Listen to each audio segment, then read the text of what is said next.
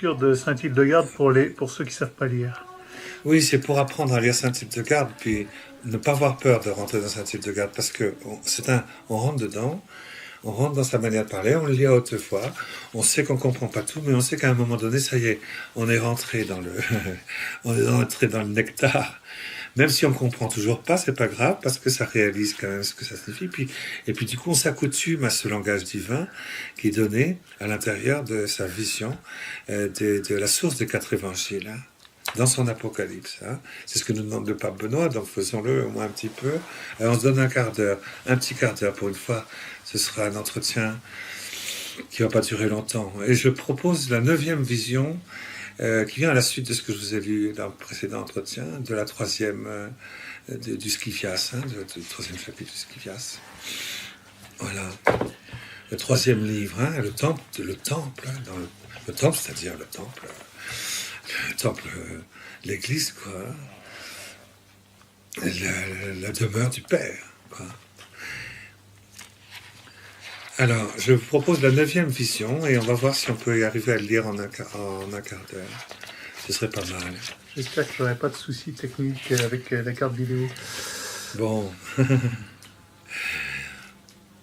Je vis ensuite, c'est à propos, ça va intéresser tout le monde parce qu'il s'agit du grand pontife, de la femme qui suscite le grand pontife et produit le grand monarque. C'est pas mal. Le grand monarque a 3 têtes. C'est pour ça que beaucoup de personnes ne le reconnaîtront jamais. Alors, je vis ensuite auprès de la colonne de l'humanité du Sauveur dont nous venons de la 9e vision. Comme par hasard, 9, c'est le site de la paternité à l'intérieur du monde incréé de Dieu. Je vis une tour extrêmement éclatante, située sur le mur en pierre du côté du midi de l'édifice en question dont nous avons parlé, de manière qu'on pouvait l'apercevoir de l'intérieur et aussi de l'extérieur en même temps de cet édifice. Sa largeur dans œuvre était sur tout le pourtour de 5 coudées. Ah, alors 5 coudées, vous voyez, c'est 1500 ans. Et en fait, ça correspond chaque grand patriarcat de l'Église, pour Saint-Hildegarde, représente ces durées de l'Église. Mais elle était d'une si grande hauteur que je ne pouvais la mesurer. Mais entre cette tour et la colonne de l'humanité du Sauveur, dont il est parlé dans la 8e vision, et ça vaut la peine de la lire, il y avait seulement la fondation, laissant apparaître un second intervalle vide de la longueur d'une coudée, comme cela a été démontré plus haut. Je vous l'ai dit tout à l'heure, il faut que Saint-Joseph laisse un espace. Et cette tour n'était pas encore terminée, mais le travail était poussé avec beaucoup d'entente et d'activité par un grand nombre d'ouvriers.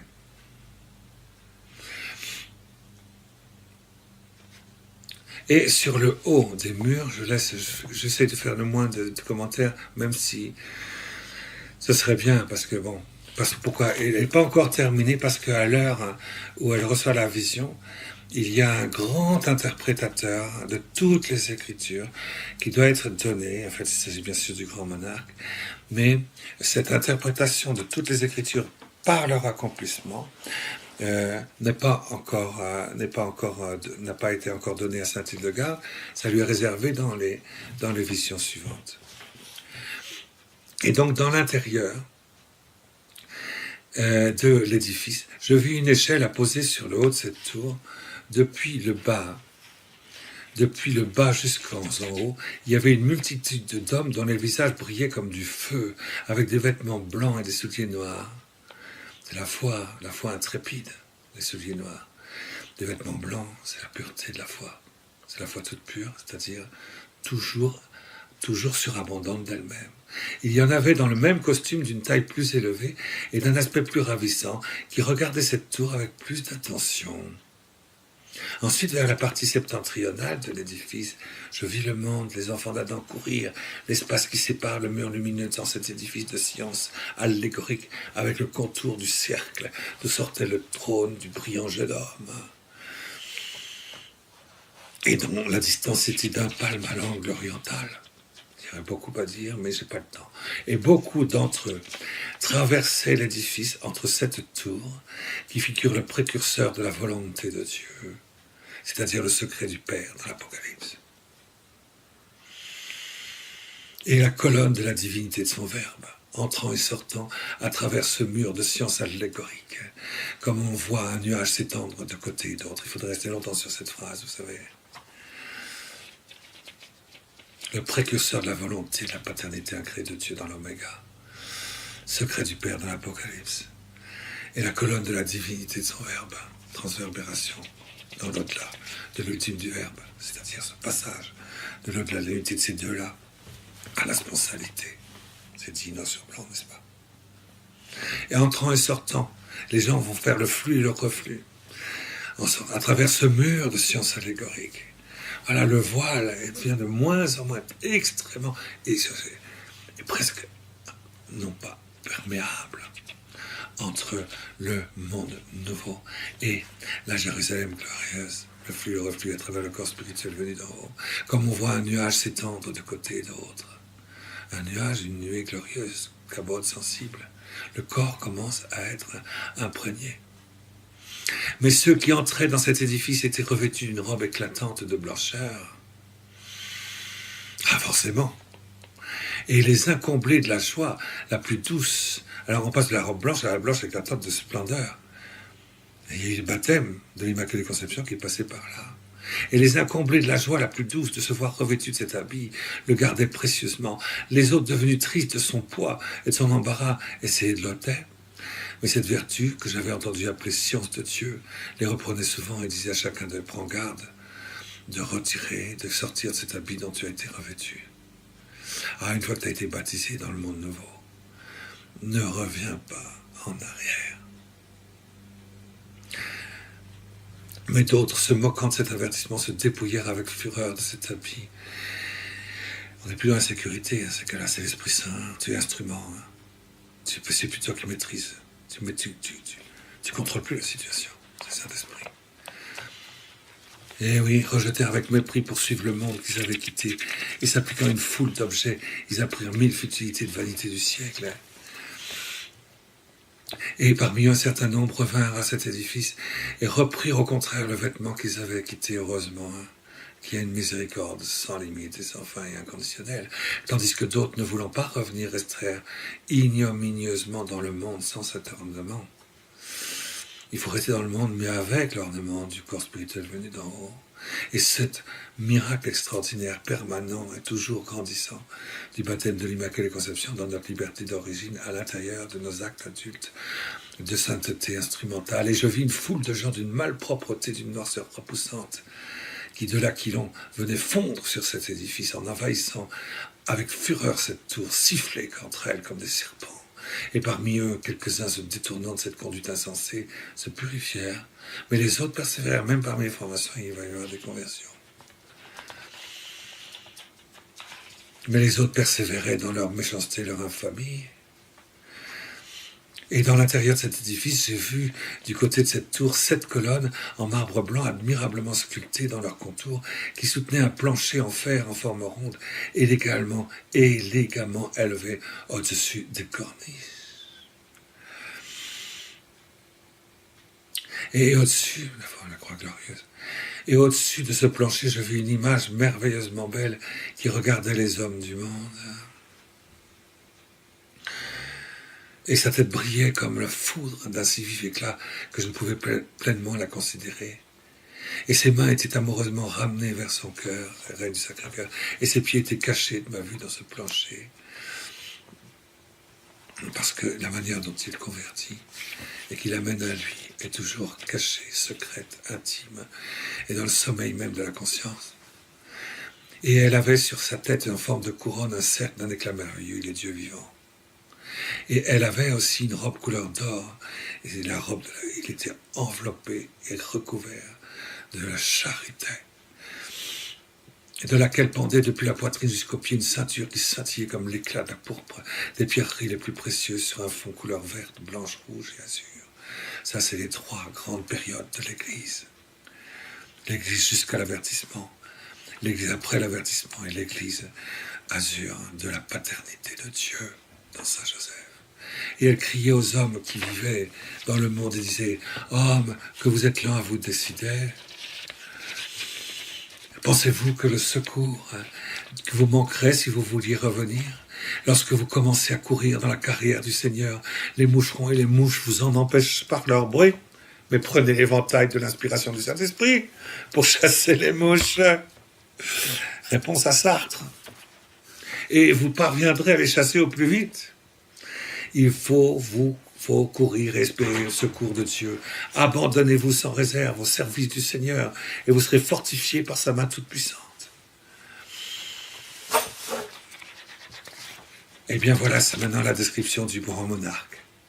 Et sur le pavé de l'édifice, donc au pied de cette figure du Verbe de Dieu, il y avait 3 autres images, dont l'une était penchée sur ses colonnes, et les 2 autres étaient devant la première des 3, à côté l'une de l'autre. Et toutes 3, elles se dirigeaient vers la colonne de l'humanité du Sauveur, et vers la tour dont il est ici question. Or, l'image qui était penchée vers les colonnes m'apparut d'une largeur égale à celle de 5 hommes qui lui tenaient lieu d'assesseurs. Justement, toute la tradition, Concile de Trente, de l'Église, ce sont ces 5 hommes, ces 5 patriarcats. C'est 15 siècles de tradition, du 3e siècle jusqu'au 18e siècle, qui lui tenaient jusqu'au 19e. Et puis, il ne faut pas oublier qu'il y a une coudée qui fait un espace comme ça. Mais c'est d'une grande étendue, et on arrive donc à notre temps, mais c'est d'une grande étendue que je ne pouvais en mesurer la longueur, à cause de la multiplicité des sujets qu'il traite, en sorte que ses regards s'étendaient sur tout l'édifice. Parce qu'il rassemble tout ce qu'il y a dans la racine de l'épanouissement final. On avait ça tout à l'heure. Verte, blanche, rouge et azur. Elle était aussi douée d'un esprit élevé, d'une sagacité qui lui permettait de fixer ses regards pénétrants vers le ciel, étant comme une nuée blanche, lumineuse et sereine.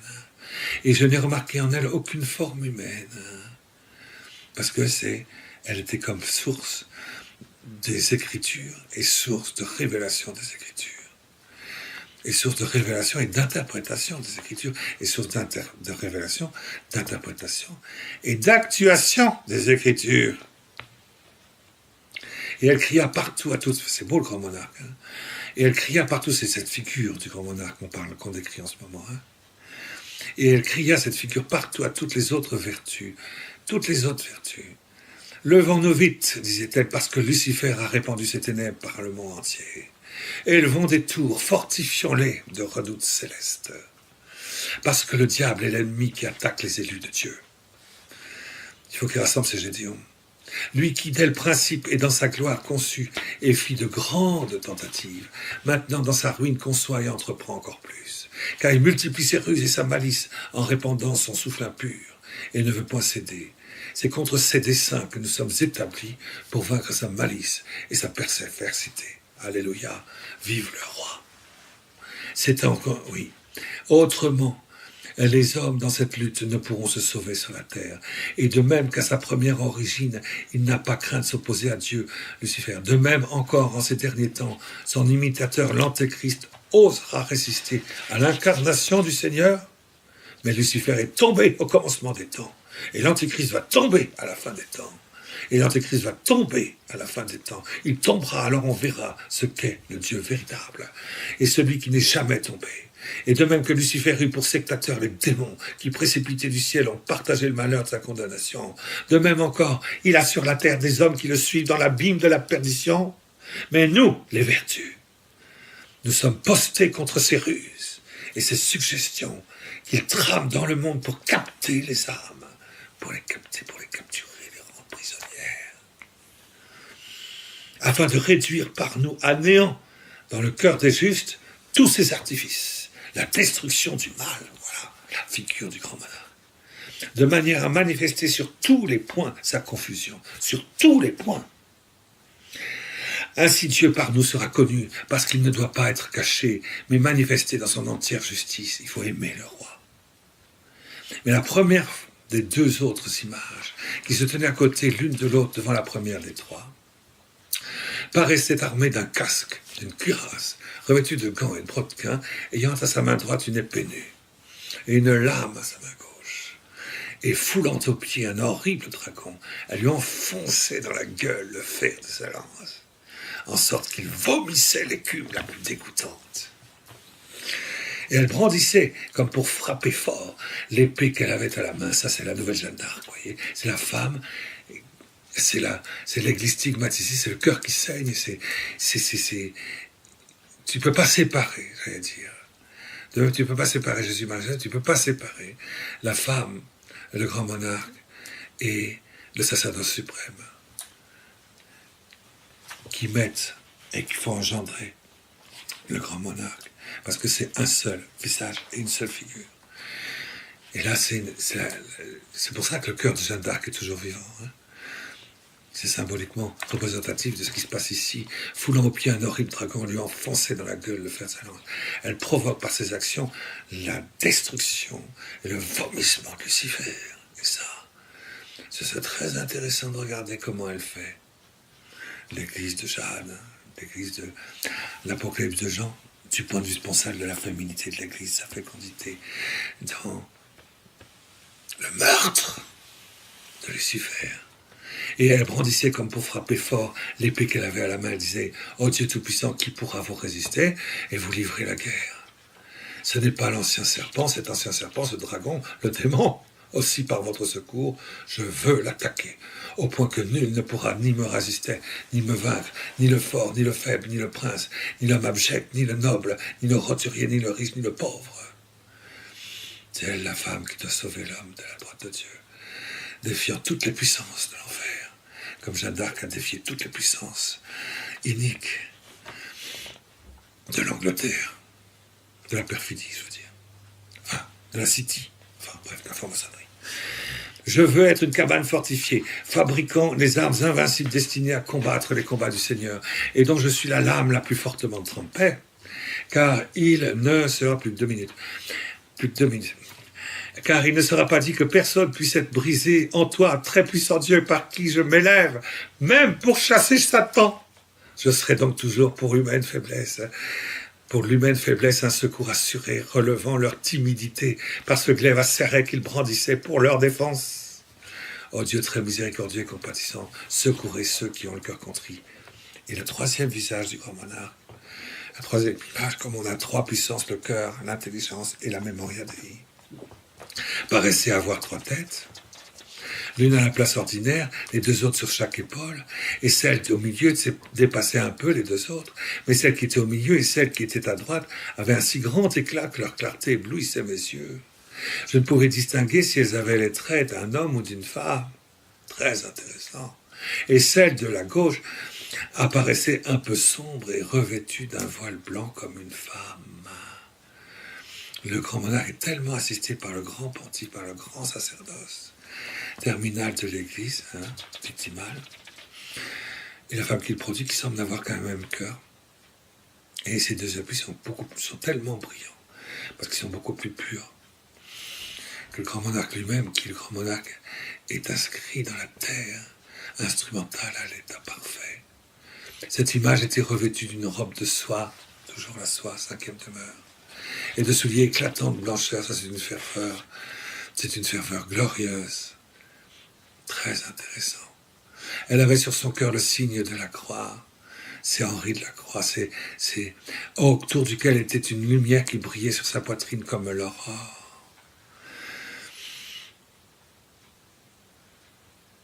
Une lumière qui brillait sur sa poitrine comme l'aurore. La lumière, c'est la lumière de l'Immaculée Conception. L'aurore, c'est toujours l'Immaculée Conception pour sa type de garde.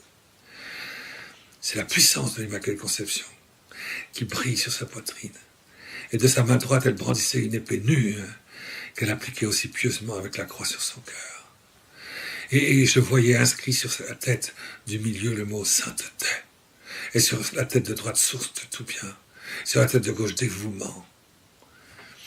Celle du milieu disait en regardant les 2 autres, je suis né de la sainte humilité, comme l'enfant est né de sa mère. Il est né de la sainte humilité de Dieu. comme l'enfant est né de sa mère. C'est par elle que j'ai été élevé, que j'ai été conçu, que j'ai été fortifié, comme un enfant s'élève et se fortifie au sein de sa mère. L'humilité, c'est ma mère qui remporte la victoire et surmonte tous les obstacles les plus intolérables pour les autres. Celle de droite, c'est très intéressant, c'est l'humilité incarnée, hein, le grand monarque. Celle de droite regardait la tête naturelle et disait « Dès ma naissance, j'ai pris racine sur les montagnes au pic élevé, qui est Dieu même. C'est pourquoi, ô sainteté, pour que tu te maintiennes, il faut que j'adhère à tes entrailles. » C'est ainsi que la femme qui se sauve, le grand monarque, devient aussi soutien du grand pontife, du grand sacerdoce. La tête de gauche regardait aussi la tête naturelle et disait « Oh malheur, malheur, malheur !» C'est l'Apocalypse. D'où vient que je suis aussi sévère, aussi inflexible, si ce n'est aux saintetés, parce qu'il m'est très difficile de remporter la victoire qui te vient en aide. Non, non, non. Sans moi, tu ne pourrais tenir si je succombais. C'est beau ça, le grand monarque qui dit à l'infaillibilité pontificale. Tu ne pourras pas tenir, ô infaillibilité pontificale, du monde nouveau, si je ne t'ai pas moi, dans mon dévouement de sainteté instrumentale parfaite et d'humilité, celui qui te soutient. Oh, douleur pour celui qui néglige le bien, car il me faut enlever une épine des plus malignes, qui par sa piqûre me force à frapper à mort pour l'arracher avant qu'elle se perde dans mes chairs et qu'elle s'envenime en moi comme un cadavre en pourriture. Oh sainteté, afin que je puisse persévérer en toi, je veux éviter les lacs envahissants du démon et les rompre par ma confiance au Dieu véritable, etc. Vous pourrez lire comme ça, mais en demandant au Saint-Esprit de vous expliquer. Je préfère vous demander à vous, vous ferez office de Saint-Esprit en la matière. Je vous souhaite en tout cas une très bonne, une très bonne oraison, surtout, une très bonne plongée à l'intérieur des mystères de Dieu, dans lesquels vous rentrerez facilement si vous le désirez. Je rappelle la technique. C'est une technique. Le soir, en vous endormant, dites « Je voudrais tellement, Seigneur, pouvoir rentrer. Je voudrais lire par exemple un texte de Saint-Hildegarde et je voudrais que le méditer, que ça tourne au fond de moi et que demain matin, dans l'oraison, je puisse voir qu'est-ce que ça signifie, découvrir de l'intérieur surnaturellement, comme Mamourine l'a montré au Père Nathan, un 19 du mois de décembre. Et là, on fait comme ça.